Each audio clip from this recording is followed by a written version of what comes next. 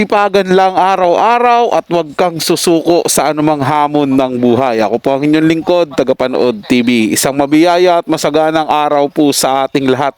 Welcome back po dito sa ating YouTube channel at Facebook page. Ngayong araw po ang ating bibigyan ng komento, reaction, opinion ay ang balitang Carlos Yulo isiniwalat kung bakit siya maliit. At yan po ay galing sa channel ni Showbiz Trend Update. Nasa description po yung link na kanyang channel. Bisitahin po at pakisuportahan na rin. At sa mga bagong napadaan lang po dito sa ating channel, huwag nyo po sanang kalimutan na mag-subscribe. Hit nyo na rin po notification bell para lagi po kayong updated sa mga bago pang video na ating ilalabas. At bisitahin din po ang ating bagong channel, ang Tagabanat TV.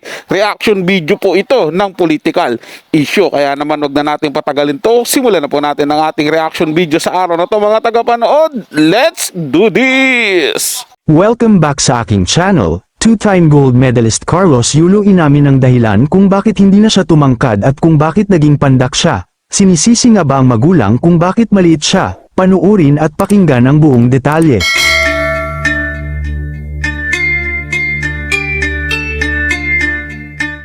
Ipinaliwanag nga ng two-time Olympic gold medalist na si Carlos Yulo ang totoong dahilan kung bakit hindi niya naabot ang average height ng mga Pinoy at kung bakit maliit lang siya. Matatanda ang 4 feet 9 inches lamang ang height ni Carlos base sa kanyang mga opisyal na tala, na nag-udyok sa ilan sa kanyang mga kritiko na tawagin siyang midget o pandak. Gayunpaman, ipinaliwanag ni Carlos na ang kanyang taas ay maaaring resulta ng kanyang mahirap na pagsasanay. Aniya, I never stopped training, that explains bakit hindi na po ako lumaki. Yung mga buto ko po sa tuhod ay hindi ma-stretch dahil hindi po ako tumigil sa training, most especially when I train for floor exercise where there's extreme impact on the feet and the knee. Sinabi niya rin na nag-iensayo siya ng mahigit 6 na oras sa isang araw, 3 oras sa umaga, 3 oras sa hapon. Lahad niya, I train for 6 hours a day, 3 hours in the morning, 9 a.m. to 12 noon, 3 hours also in the afternoon, 2 p.m. to 5 p.m. I train every day, no holiday, no birthday, no weekends. Sa kabila ng pagiging maliit na tao kumpara sa ibang tao na normal ang height, naging advantage ang height ni Carlos sa kanyang sports. Marami ang naniniwala na ang pagiging mas maliit ay naging mas madali para sa kanya na gumawa ng mahihirap na galaw sa gimnastiko. Gayunpaman, marami ang naniniwala na ang matinding pagsasanay ni Carlos ay walang kinalaman sa kanyang kasalukuyang taas, dahil ang kanyang mga gene ay maaaring ang pinakamahalagang kadahilanan na nag-aambag sa kanyang laki. Siyempre hindi naman ganun katangkad ang kanyang nanay, ganun din ang kanyang tatay. Kaya naman wala daw kinalaman sa kanyang matinding pagsasanay ang paghinto ng kanyang paglaki.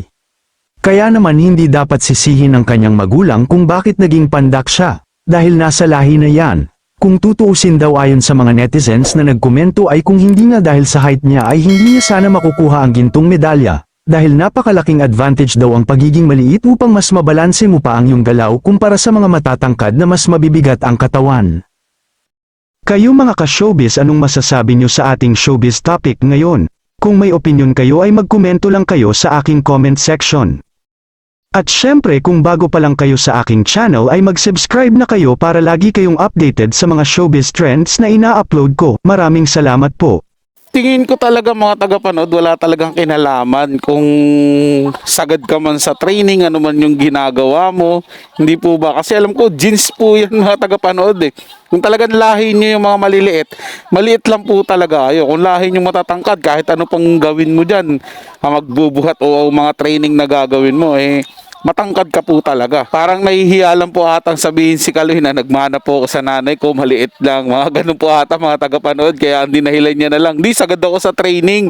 Talagang puspusan yung training na ginagawa ko, kaya hindi na ako lumaki.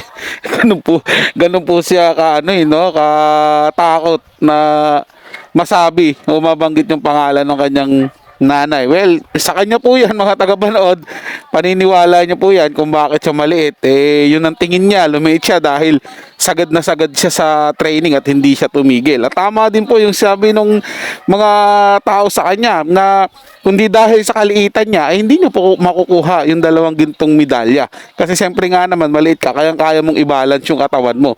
Diba, nakita naman po natin si Baby Giant, nakita natin kung paano mag-balance sa bola. O, di ba? Kayang-kaya niya pong dalhin yung katawan niya. Kaya ganun din po si Carlos Yulo, mga tagapanood. At hindi po talaga dahilan yung sinasabi niyang sagad siya sa training dahil maraming tao ang kagaya niya na talagang sagad na sagad din sa kanilang ginagawa. Pero maayos naman po yung height nila. So yun lang po mga tagapanood. Nagustuhan niyo po yung ating talakayan sa araw na to. At kung kayo bago lang po na napadaan dito sa ating channel, huwag niyo po sanang kalimutan na mag-subscribe. Hit nyo na rin po notification bell para lagi po kayong updated sa mga bago pang video na ating ilalabas. Share, like, and comment din po kayo mga tagapanood. Atin yung babasahin at pupusuan. So hanggang sa muli po, ito yung Tagapanood TV.